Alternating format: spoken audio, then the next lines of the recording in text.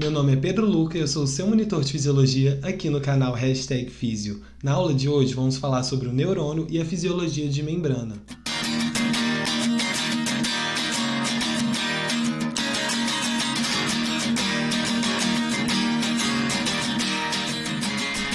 O neurônio é considerado a unidade morfofuncional do nosso sistema nervoso, e os gliócitos são as unidades de apoio. O neurônio é capaz de produzir e conduzir sinais nervosos que são verdadeiros bits de informações capazes de perceber o que está acontecendo no mundo exterior e no interior do organismo, capazes de entender os comandos que mandamos para os efetores, como os músculos e glândulas, e capazes de perceber a nossa atividade mental. Já os gliócitos são responsáveis por alimentar e garantir a saúde dessa célula nervosa. Há uma tendência evolutiva de selecionar animais com cérebros cada vez maiores, com mais neurônios e mais gliócitos. Isso acontece pois esses animais adquirem capacidades e habilidades evolutivas que os permitem se adaptar nos diversos locais da Terra. Ser blogueiro é difícil. Cada neurônio realiza uma parte da função, e isso nos permite ler um livro, assistir uma série ou ver uma videoaula aqui no canal #Físio. Do mesmo modo, funcionam os movimentos. A informação sai do nosso lobo frontal no giro pré-central, passa por determinado circuito neural e chega ao efetor, nos permitindo o movimento, como tocar um violão ou fazer um esporte. Essa imagem, retirada do livro 100 bilhões de neurônios, do Roberto Lente, exemplifica alguns tipos de neurônios que nós temos. Esse daqui, por exemplo, é o pseudonipolar, o estrelado, de Purkinje, unipolar e piramidal. A título de didática, vamos descrever as estruturas de um neurônio estrelado. Temos que ter uma visão geral do neurônio e definir suas estruturas. Essa imagem que eu estou representando é o corpo neuronal. É de onde saem os prolongamentos chamados dendritos. Esses dendritos são responsáveis por receber a informação proveniente de outros neurônios. O axônio, ou fibra nervosa, é o maior prolongamento que sai do corpo neuronal. A bainha de mielina é uma membrana lipídica que reveste esse axônio e ela é descontínua. Já o terminal axonal ou telodendro é a região em que esse neurônio vai transmitir a informação que ele recebeu ou produziu. A membrana celular é composta principalmente por uma bicamada lipídica com um grande número de proteínas inseridas. Ela funciona como uma barreira entre o líquen e o leque, e devido à sua composição, substâncias lipossolúveis como o oxigênio conseguem atravessar ela tranquilamente. Algumas proteínas funcionam como um meio de transporte, e elas são chamadas de proteínas transportadoras. Dentro dessa classificação, existem as proteínas canais, que formam um poro que conecta o líquen e o leque, e existem as proteínas carreadoras, que conduzem a substância de um lado para o outro. Ambas são seletivas. E esse transporte pode acontecer de duas maneiras, por difusão ou por transporte ativo. Difusão significa um movimento molecular aleatório de substâncias molécula a molécula através da membrana plasmática. Essa é chamada difusão simples. Já a difusão facilitada usa por meio de uma proteína para conseguir fazer essa ação. A energia utilizada é o movimento cinético normal da matéria, o gradiente de concentração. A água, em especial, utiliza de uma classe de proteínas chamadas aquaporinas para ser transportada. Transporte ativo é o movimento de íons ou substâncias através da membrana plasmática com o auxílio de uma proteína carreadora, de modo que essa proteína faça essa substância ser transportada contra o seu gradiente de concentração, ou seja, ela passa de um estado de baixa concentração para um estado de alta concentração. Esse transporte requer o uso de energia. Existem dois tipos de transporte ativo, o primário e o secundário. No primário, a energia deriva diretamente do trifosfato de adenosina, o ATP, ou de outro composto com fosfato altamente energético. Temos como exemplo a bomba de sódio potássio ATPase, que é responsável por bombear 2 íons potássios do leque para o líquen e 3 íons sódios do líquen para o leque. Observe a imagem.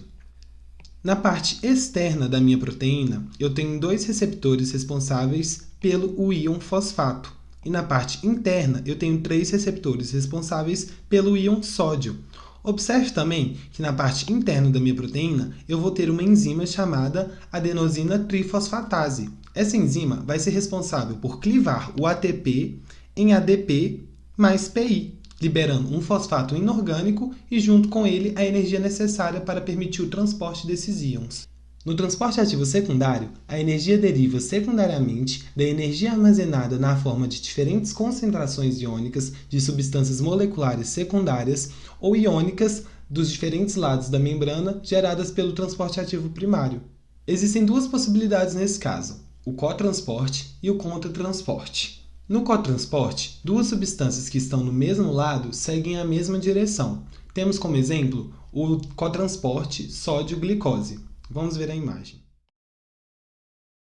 A concentração de sódio no leque é muito superior e gera uma energia armazenada na forma de gradiente por conta da bomba de sódio e potássio ATPase. Observe na parte externa da proteína. Nós temos um sítio de ligação para o sódio e um sítio de ligação para a glicose. Quando ambas se ligam, a energia formada pelo gradiente do sódio permite a passagem das duas para o lado interno da membrana. Já no contratransporte, como o próprio nome já diz, a substância vai na direção contrária ao íon primário. Observe na imagem.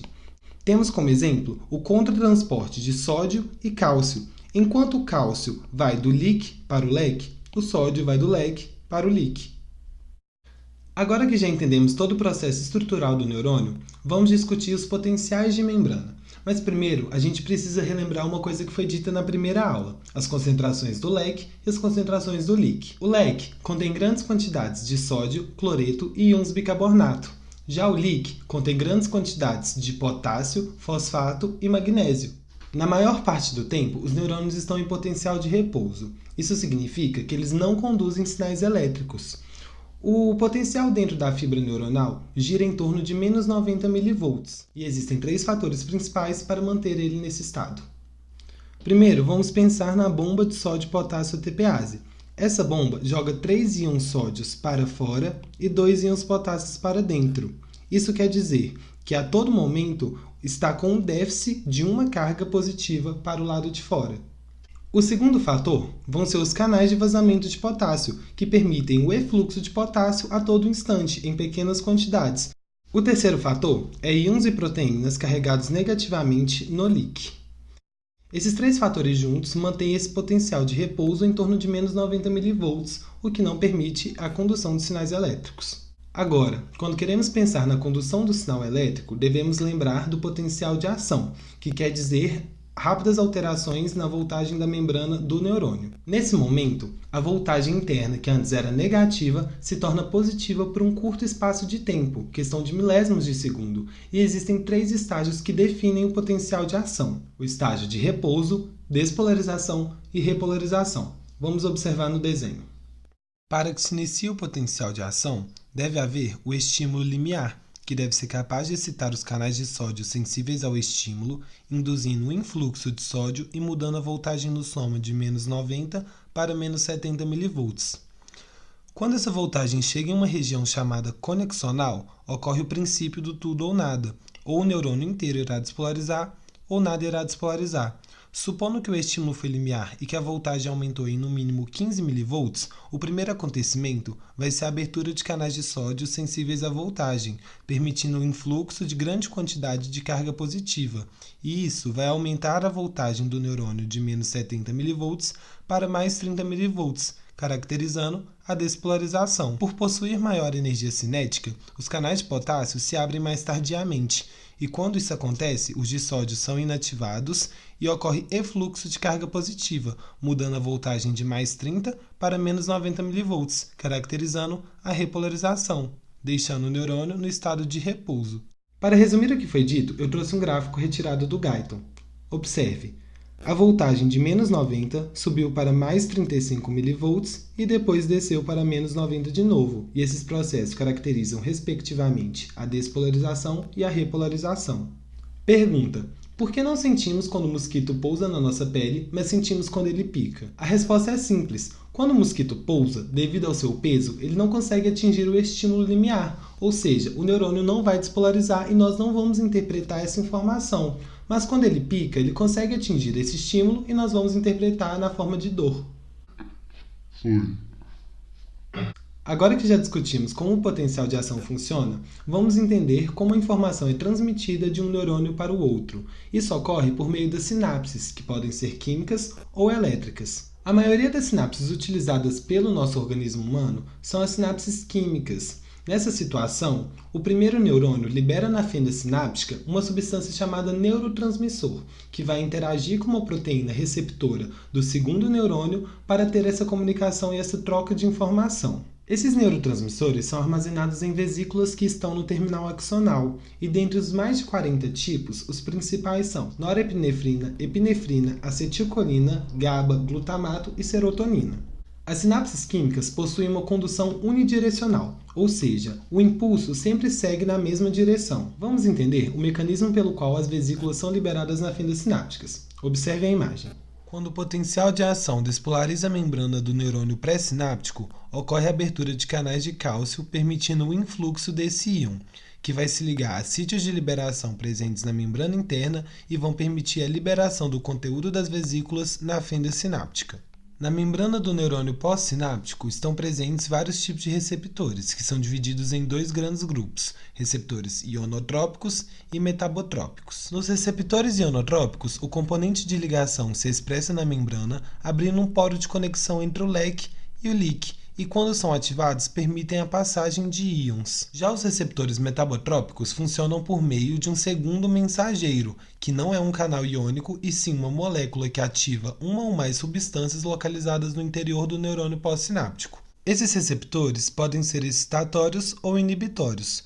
Quando excitatórios, pode haver abertura de canais de sódio, permitindo o influxo de sódio e despolarização do neurônio pós, redução da passagem de íons cloreto para dentro da célula ou de íons potássios para fora, e diversas alterações no metabolismo do neurônio pós, induzindo a excitação, como aumentar o número de receptores excitatórios na membrana ou diminuir os inibitórios. Quando os receptores são inibitórios, pode ocorrer a abertura de canais de cloreto, causando seu influxo e diminuindo a voltagem dentro do neurônio, e aumento do efluxo de íons potássios, e ativação de enzimas que inibem as funções metabólicas celulares, aumentando a quantidade de receptores inibitórios e diminuindo os excitatórios. Na sinapse elétrica, os neurônios pré e pós estão conectados por uma junção comunicante do tipo gap. Essa junção permite o movimento livre de íons de uma célula para outra. Embora a maioria das sinapses do sistema nervoso central sejam químicas, podem coexistir e interagir sinapses químicas e elétricas. As elétricas possuem uma condução bidirecional. Isso colabora na coordenação de atividades de grandes grupos de neurônio interconectados. A bainha de mielina é formada por uma substância chamada esfingomielina, que é uma camada lipídica e uma barreira isolante. Essa membrana ela é descontínua, e nessas descontinuidades existem os chamados nódulos de Ravier. E isso é importante para aumentar a velocidade da condução. Vamos observar a imagem. Essa é a fibra nervosa e esses são os nódulos de Ravier. Eles são importantes, pois em um neurônio mielinizado, apenas neles existem os canais iônicos, o que permite o potencial de ação. Isso nos leva a uma chamada condução saltatória. A condução saltatória funciona da seguinte maneira. O impulso nervoso salta a bainha de mielina de nó a nó, pois é apenas nos nós que existem os canais iônicos, tanto pelo lado de fora, no leque, tanto pelo lado de dentro, no leak. Além disso, o diâmetro da fibra também contribui para a velocidade dessa condução, pois quanto maior o diâmetro, menor a resistência, mais fácil o impulso vai correr pelo neurônio. E é isso, galera. Espero que vocês tenham gostado do vídeo e que ele tenha contribuído para o aprendizado de vocês. Não se esqueçam de se inscreverem no canal, curtir o vídeo e deixar comentários com críticas construtivas ou dúvidas, que eu sempre vou estar respondendo. Valeu!